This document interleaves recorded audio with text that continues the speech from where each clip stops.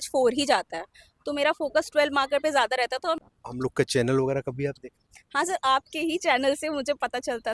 Sir मेरा attempt भी पहला था, मेंस भी पहला था और इंटरव्यू भी पहला ही था। नमस्कार दोस्तों, यूपीपीएससी डेली न्यूज़ में आप सभी लोग का स्वागत है। दोस्तों, पीसीएस 2024 का अंतिम परिणाम आ चुका है। हमारे सामने अवंतिका सिंह मैम हैं, जिनका सीटीओ की पोस्ट पे 106 रैंक पे चयन हुआ है।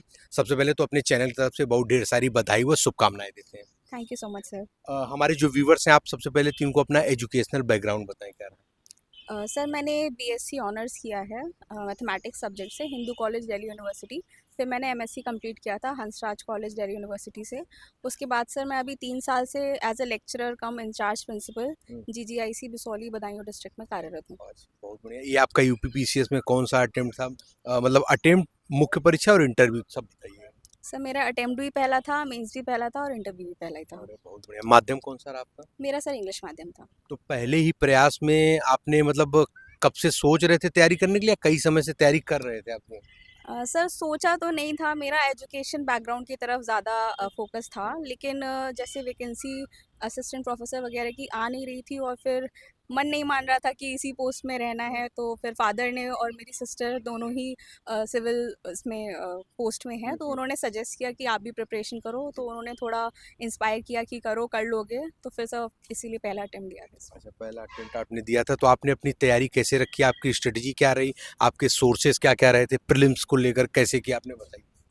सर पहले तो जैसे जॉब के साथ ही शुरू किया था, मेरा फर्स्ट अटैम्प्ट जॉब के साथ था, तो स्ट्रैटेजी ये रहती थी कि एटलीस्ट 6 घंटे मैं निकाल लूँ। जॉब के साथ निकालना घंटे बहुत बड़ा काम होता है, लेकिन शुरू शुरू में ऐसा लगा था कि सुबह उठ के पढ़ना ज़्यादा बेटर रहेगा, क्योंकि एनर्जी तब ज़्यादा होती है। तो मैं 4 साढ़े 4 बजे फोकस मारती थी कि 4 बजे तो उठना ही उठना है, और 4 बजे उठ के 8 बजे तक का 4 घंटे का वो स्ट्रेस जो स्ट्रेच होता है, उसमें 3 घंटे का आउटपुट तो निकल जाएगा, क्योंकि सुबह सुबह एनर्जी अच्छी होती है, तो उधर का आउटपुट वहाँ निकाल के स्कूल के बाद आके 1 घंटा 2 घंटा रेस्ट करके शाम को फिर से डिनर के बाद पढ़ना शुरू किया, तो 2 या 3 घंटे वहाँ पे निकाल लिए। अच्छा, तो आपके सोर्सेज क्या क्या रहे? कैसे कैसे आपने मतलब मटेरियल वगैरह इकट्ठा किए?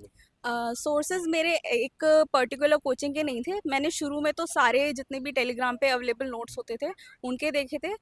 स्पेशली जो मेरा जय हो सर का एक प्रीलिम्स में वो निकालते हैं मैगजीन, उसको उसमें से नोट्स देखे थे, और उसके बाद कुछ दृष्टि आईएएस के मॉक्स मैंने लगाए थे। दृष्टि आईएएस के मॉक्स के साथ साथ अपनी सेल्फ स्टडी, जितना भी आपने पढ़ा है उसका रिवीजन प्रॉपर, ये सर इंश्योर किया था कि आप करें। अच्छा, ये सारी चीज़ें प्रीलिम्स करंट को लेकर के आपने कैसे किया? करंट सर जैसे मैं डेली एक करंट अफेयर्स होता था कि कोई एक चैनल आप मान लो, आपको जिसका भी अच्छा लगे।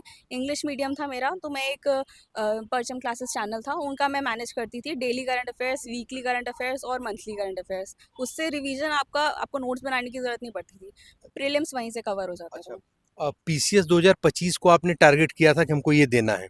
कितने दिन पहले से आप तैयारी में लग गए थे? सब पीसीएस 2024 का ही हाँ, टारगेट था 24 मेरा। सॉरी, हाँ।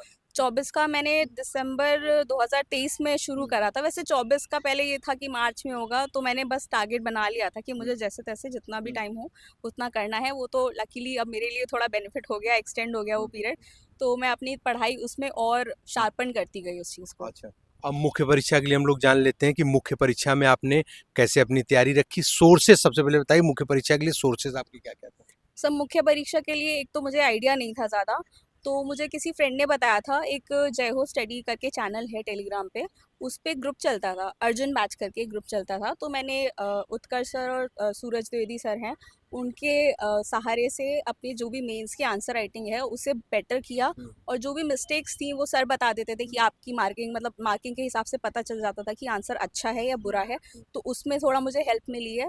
और नेक्स्ट मैंने मॉक टेस्ट भी लगाए हैं। मॉक टेस्ट मैंने फोरम आईएएस के लगाए थे सर। फोरम आईएएस में उससे मॉक टेस्ट से ये हो जाता है, आपको पता चल जाता है आप किस टाइम फ्रेम में कितने आंसर्स कर पा रहे हो, कैसे लिख पा रहे हो, कैसे आपकी क्वालिटी आ रही है।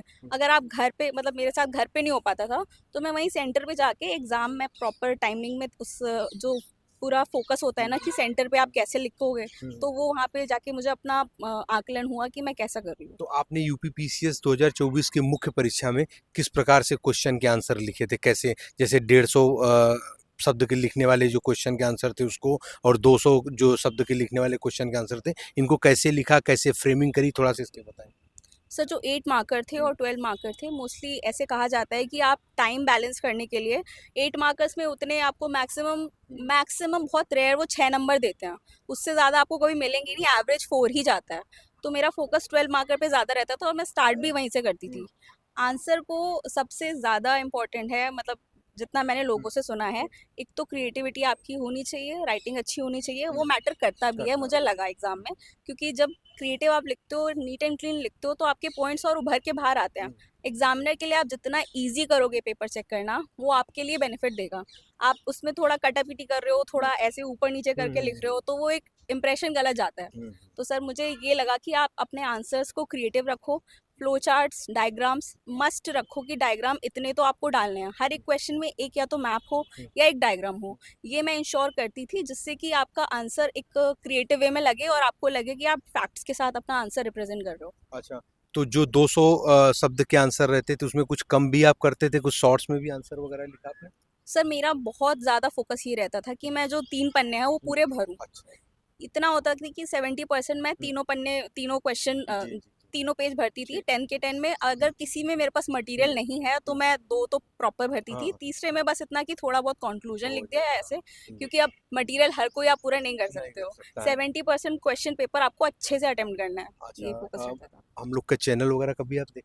हाँ सर, आपके ही चैनल से मुझे पता चलता था कि अच्छा मेंस की प्रिपरेशन कैसे कर रहे हैं। आपने बहुत सारे लोगों के डीएसपी, एसडीएम, उन सब के इंटरव्यू लिए हैं। आपके चैनल से मुझे ये पता चला, और लोग बहुत जेन्युइनली बताते हैं कि जो चीज़ है, तो इसीलिए मुझे भी ये लगा कि अगर मुझे ये मौका मिलेगा कभी, तो मेरे लिए एक अचीवमेंट वाली चलिए, बात चलिए, होगी। बहुत बहुत धन्यवाद। दोस्तों आपको बता दें, देखिए वही टॉपर्स स्ट्रेटेजी वगैरह फॉलो करके आज ये टॉपर्स बने हैं, सेलेक्ट हुए हैं, अधिकारी बने हैं, जिनको आप लोग कहते हैं कभी कि ये लोग टॉपर्स वगैरह झूठ बोलते हैं। तो डिपेंड करता है कौन फॉलो कर ले और डिपेंड करता है कौन फॉलो ना करे। मुझे एक जेन्युइनली पता चल जाता है कौन सा चैनल फेक है, हाँ, कौन सा चैनल एक्चुअली मेहनत करता है ग्राउंड मेहनत लेवल पे। करता तो है, सर चलिए। मुझे आपका अच्छा, अब मुख्य परीक्षा के लिए जो सोर्सेज हैं, कम समय में उसको बता दीजिए, हम लोग आखिरी प्रश्न में चलते हैं। सर हर एक उसके लिए अलग अलग ही सोर्सेज होते हैं, और जो प्री से मैच करते हैं वही मेन से मैच करते हैं। बस मेंस में आपको ये स्ट्रैटेजी लेके चलनी है, जो भी आप जीएस 1 2 3 4 5 6 है, उनके सिलेबस के हिसाब से, सिलेबस में जो जो चीज़ें मेंशन है उन टॉपिक्स से रेलिवेंट एग्जाम्पल्स, एक हैंड फुल एग्जाम्पल्स आप रखो, ताकि वो आप एग्जाम में कहीं पे भी किसी भी कहाँ क्वेश्चन से को रखते हैं? आप ऑनलाइन, मैं टेलीग्राम एक चैनल होता था, हाँ, कोई भी चैनल हाँ, आप ले लो, उनमें करंट में जो भी यूपी में हाँ, चल रहा है हाँ, तो वो पोस्ट वहाँ पे आते रहते थे। हाँ, एक तेजस सिविल सर्विसेज हाँ, हैं, हाँ। उनके चैनल से मुझे एग्जांपल्स बहुत सारे अच्छा, मिलते थे। अच्छा, अच्छा। वो यूपी बेस्ड, यूपी में जो भी हो रहा है, जितनी भी टेक्नोलॉजी या एग्रीकल्चर में हम वो कर रहे हैं, तो करंट से रिलेटेड उनसे मुझे बहुत अच्छे एग्जाम्पल्स मिल जाते थे। एग्जाम्पल मिल जाते थे। पेपर 5th और 6th के लिए भी आपने ऐसे ही किया? हाँ, 5th और 6th के लिए तो बहुत ज़्यादा ही ज़रूरी है कि आप यूपी स्पेसिफिक डालो। आप वहाँ से ऑल ओवर इंडिया के कोई भी एग्जाम पे डालोगे, आपको मार्क्स नहीं मिलेंगे। तो मैं कोशिश करती थी कि यूपी के जितने भी हैं वही 2 और 3 में भी डाल सकूँ। लेकिन ये था कि भाई 5-6 का तो अलग से करना ही करना है। उसी में क्योंकि मुझे पता चलता था कि कम मार्क्स मिलते हैं, तो मेरी हालाँकि हालाँकि आप जॉब में रहे थे, फाइनेंशियल कोई दिक्कत परेशानी तो नहीं रही होगी। लेकिन फिर भी कुछ कठिन स्थिति परिस्थिति बनी, मनोदशा ऐसा कुछ कि यार हम नहीं करेंगे, हम तो नौकरी जो पहले कर रहे हैं वही सही है। सर हर दूसरे दिन ऐसा लगता था, हुँ। क्योंकि एक होता है जॉब में आप हो, हाँ, आपके ऊपर एक सीनियर है, हाँ, वो सीनियर आपको जो काम दे रहे हैं, आपको उस काम को करना ही है। करना। आप ये नहीं कह सकते सर मैं पढ़ाई कर रही हूँ हाँ, या हाँ, कुछ है, मैं ये अभी नहीं कर पाऊंगी। कभी कभी 7 बज जाते थे, वापस हाँ, आते आते 8 भी बज जाते थे, 9 बज जाते थे, ट्रैफिक लगा हाँ, है, बस से जा रहे हैं, ये है। तो एक तो फैमिली ने बहुत हेल्प करी है हर एक छोटी चीज़ में। मम्मी पापा, कोई भी छोटा हुँ, काम है, बड़ा काम है, भाई तुम पढ़ाई करो, हम कर देंगे। हुँ। और फिर वो जो मोटिवेशन वाली चीज़ होती है, वो दोस्तों ने हमेशा साथ दिया है। जहाँ पे भी हो, जहाँ पे भी लगे कि यार अब नहीं हो पा रहा है, तो उन्हें कहा है कि भाई जहाँ इतनी तुम दूर आए हो, तो उतना तुम्हें और दूर जाना है। तो वो अपनी वैल्यू जो है हम जहाँ भूल जाते हैं, वो हमें दोस्त और फैमिली से रियलाइज़ होती है बार बार।